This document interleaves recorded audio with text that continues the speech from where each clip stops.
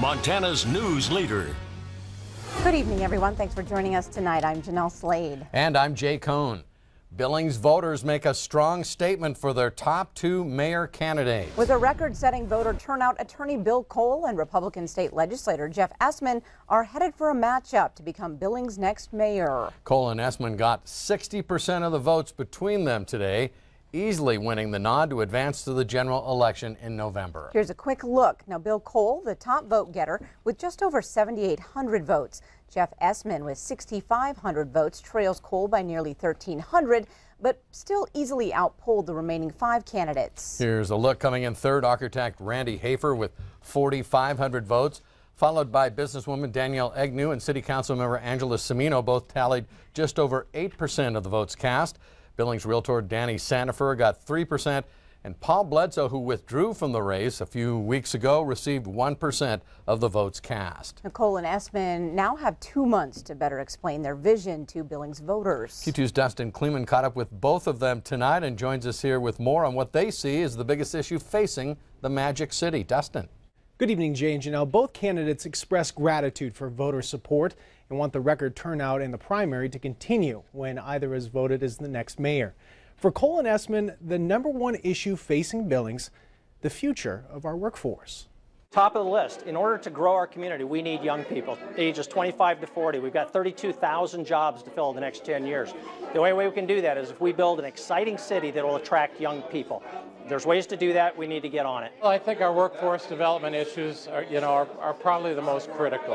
I was happy that this morning the Montana Chamber of Commerce recognized me with my 6th consecutive Champions of Business Award for supporting their pro-jobs agenda in the Montana legislature. It's that kind of leadership I'd like to bring to the city of Billings. Jay and Jeanelle, these two know each other quite well. Both served on the City County Planning Board years ago. Speaking with both of them, they've been friends. They talk to each other. They talk highly of each other as well. Tonight, more than 24,000 ballots cast, right? Right. County officials expect that to jump by another 4,000, 28,000. So we'll see where those votes end up splitting. We'll be paying attention to it. All right. Thanks so much, Dustin. And now, as for the Billings City Council races, also on this primary ballot today, voters there also narrowing down the list of those who will advance to the November general election. In Ward 1, it's incumbent Mike Yakowicz and Charlie Smiley. They'll both move on. Yakowicz polling 57% of the vote today to Smiley's 30%. In Ward 2, Frank Ewalt and Roger Graveguard will vie for that seat in November. Ewalt with 48% and Graveguard 36%. In Ward 3, Naja Brown and Denise Joy will move on. Brown leading by about 400 votes in the balloting today. And in Ward 4, George Blackard and Penny Ronning will face off in November on November 7th, each earning about 40% of the votes in today's primary. And last but not least, in Ward 5, Dennis Ullestad and incumbent Sean Brown will advance to the November general. Ullestad getting just over 1,600 votes to Brown's 1,378, so the incumbent in this race, Sean Brown, will have to come from behind if he wants to retain his council seat come November. Republican leaders in Washington are moving to the next big-ticket item on the president's agenda, tax reform. Today, administration officials sat down with lawmakers on Capitol Hill to begin to work on a plan. If successful, it would be the first tax system reform in 3 decades. The Republicans currently writing the bill say the goals are keeping jobs in the country, keeping companies competitive in the global market, and simplifying the tax code. The president and his committees are looking to Democratic senators in red states for crucial support. The president is expected to take his push for tax reform on the road over the next couple of months, and it now appears that Montana can expect a visit. A report from Bloomberg today says the president will visit 13 states over the next 7 weeks, including a stop in Montana. The president wants to visit states that he won, where a Democratic senator is up for re-election next year. Trump won Montana by 20 points. And Democratic Senator Jon Tester is on the ballot here next year. No timetable, though, for the president's trips have yet been announced. Well, it's been less than 4 months since Greg Gianforte won Montana's at-large congressional seat. Already, though, the Bozeman businessman has a challenger that's ready to face him in 2018. Grant Keir, former director for Montana's Land Trust, is throwing his hat into the congressional ring as a Democrat. He made the announcement this evening before a crowd of about 100 supporters in Missoula.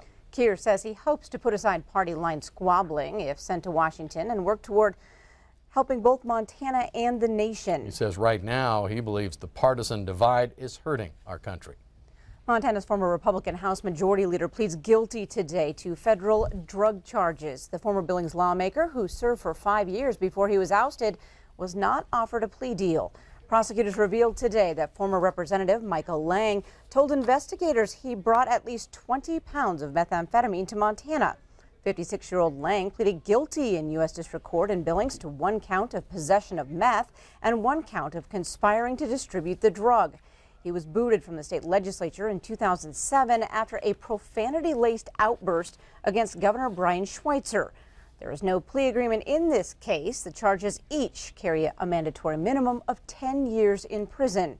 Federal agents learned during a 2016 drug bust in Wyoming that Lang was the major distributor for some smaller dealers caught in that sting. The FBI raided Lang's home and found nearly 3 pounds of meth, 1 pound of cocaine, and $27,000 cash.